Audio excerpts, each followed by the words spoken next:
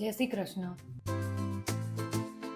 ફેસબુકનો આ મારો પહેલો વ્લોગ છે. દરેકના સવાલના જવાબ કદાચ ના આપી શકું, વિડીયો બહુ મોટો થઈ જાય, પણ આજે હું એવા સવાલના જવાબ આપવાની છું જે એક જ સવાલ ઘણી બધી વાર ઘણા લોકોએ કર્યો છે. એટલે આજે યુટ્યુબ, ઇન્સ્ટાગ્રામ અને ફેસબુક બધાને મિક્સ કરીને ઘણી કોમેન્ટ અને અમુક ડીએમ, જેના બધાને હું આજે આન્સર આપી દઈશ. તમને આવો બધો ટાઈમ ક્યારે મળે છે? કેટલા કામવાળા રાખ્યા છે? અરે ભાઈ, કોઈ કામવાળા નથી આવતા. વચ્ચે થોડો લોડ જેવું લાગતું હતું એટલે કચરા પોતા માટે એક માસી રાખેલા. અત્યારે હું જાતે જ કરું છું, કોઈ જ કામવાળા નથી ઘરમાં.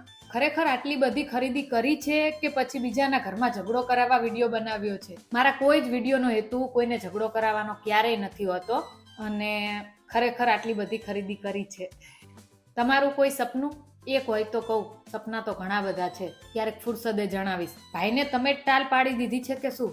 કાંઈ પણ. એમ તો હવે મને કહે છે કે બેન, તમારા માથામાં આગળ અહીં ટાલ પડી ગઈ છે ને, એનું કંઈક કરો.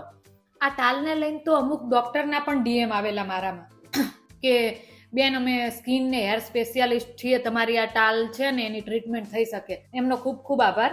પણ આ ટાલ છે ને એનું સિક્રેટ આજે તમને કહું.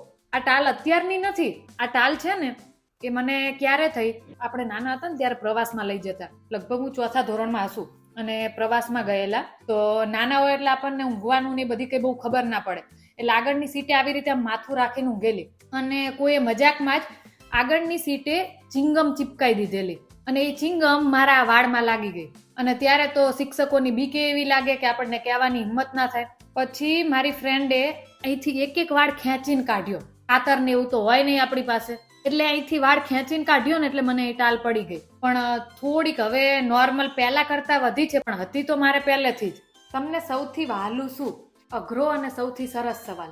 કોઈ પણને પૂછો તો જનરલી જવાબ એ જ મળે કે સૌથી વહાલું મને મારું ફેમિલી. એ બધાની પહેલી પ્રાયોરિટી હોય. ફેમિલી પછી સૌથી વહાલું મને મારું એકાંત. આ ટોપિક ઉપર મને કલાક આપે ને તો પણ ઓછો પડે કદાચ. પણ ઇન શોર્ટ, એકાંત એટલે એકલ હુડા એવું નહીં. એકાંત અને એકલતા આ બેમાં ફરક હોય. થોડું મોટિવેશન જેવું થઈ જશે. પણ એકલતા એટલે એક એવી પરિસ્થિતિ કે લોકોએ તમને એકલા મૂકી દીધા હોય, તમને ના બોલાવતા હોય અને તમે અંદર ને અંદર ગુંગળાયા કરતા હોય ને, એને એકલતા કહેવાય. અને એકાંત એક એવી પરિસ્થિતિ કે જે તમે પ્રેમથી સ્વીકારી હોય અને જેમાં તમને આનંદ થતો હોય અને તમે કંઈક સારું વિચારી શકતા હોય અને એકલા રહેવું ગમતું હોય ને, એને એકાંત કહેવાય. એકાંતનો એક બેનિફિટ એ છે કે ના કોઈ તમને ખુશ કરશે એવી અપેક્ષા અને ના કોઈ તમને દુખી કરશે એવો ડર. અને બીજો બેનિફિટ એ કે જ્યારે તમને એકાંત વહાલું લાગે ને ત્યારે તમને તમારી લાઈફના ગોલ ક્લિયર દેખાય. તમારે શું કરવું છે ને એ તમે ક્લિયર વિચારી શકો. અને ત્રીજી મહત્વની વાત, એકાંત એટલે ગમે કે ત્યાં માત્ર તમારું જ મહત્વ હોય. તમે ઇન્સ્ટાગ્રામમાં જે વિડીયો મૂકો છો એ ફેસબુકમાં કેમ નથી મૂકતા? હા, હું ઇન્સ્ટાગ્રામમાં જે વિડીયો મૂકું છું એ બધા ફેસબુકમાં નથી મૂકતી, પણ ફેસબુકમાં જે વિડીયો મૂકું છું ને બધા ઇન્સ્ટાગ્રામમાં મૂકું છું. એનું એક કારણ એ છે કે ઇન્સ્ટાગ્રામ અને ફેસબુક બંનેની ઓડિયન્સ અલગ છે, બંનેની ચોઇસ અલગ છે. અને બીજું કારણ એ કે ફેસબુકમાં મોનિટાઇઝેશન ઇસ્યુ અને કોપીરાઇટનો પ્રોબ્લેમ મ્યુઝિકમાં વધારે આવે છે, એના લીધે પ્રોબ્લેમ થતો હોય છે. એટલે ઇન્સ્ટાગ્રામના બધા વિડીયો હું ફેસબુકમાં અપલોડ નથી કરતી. જે લોકો મારા બધા વિડીયો જોવામાં ઇન્ટરેસ્ટેડ હોય ને એ લોકો ઇન્સ્ટાગ્રામનું પેજ ફોલો કરી દે. મેં નીચે લિંક આપી દીધી છે. બેન, હવે બીજી વાર લાઈવ ક્યારે કરવાના છો? અગાઉથી કહેજો. ચોક્કસ. હા, નોટિફિકેશન આવી જશે.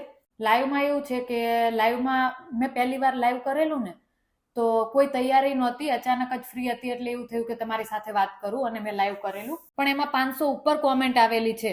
હવે લાઈવમાં આટલી બધી કોમેન્ટનું હું આન્સર ના કરી શકું. ઘણા લોકો કે બેન, અમે તમારા વિડીયો રેગ્યુલર જોઈએ છીએ, અમને કેમ આન્સર ના આપ્યો? એવું નથી.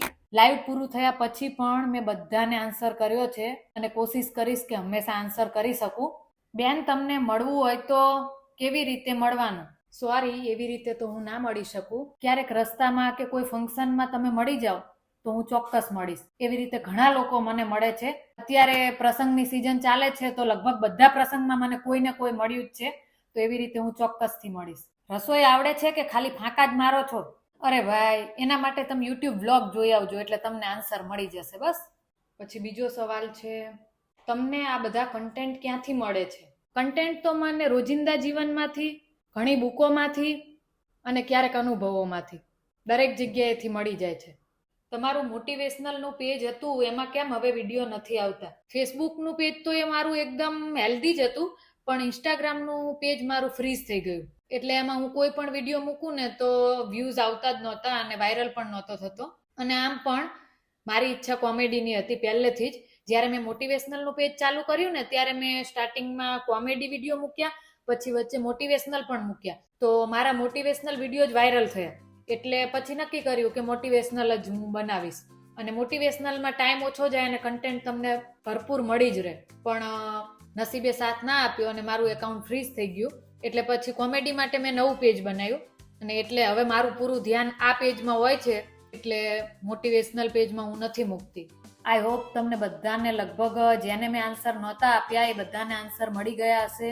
અને આટલા શોર્ટ ટાઈમમાં મને આટલે સુધી પહોંચાડવા માટે તમારા બધાનો ખૂબ ખૂબ આભાર.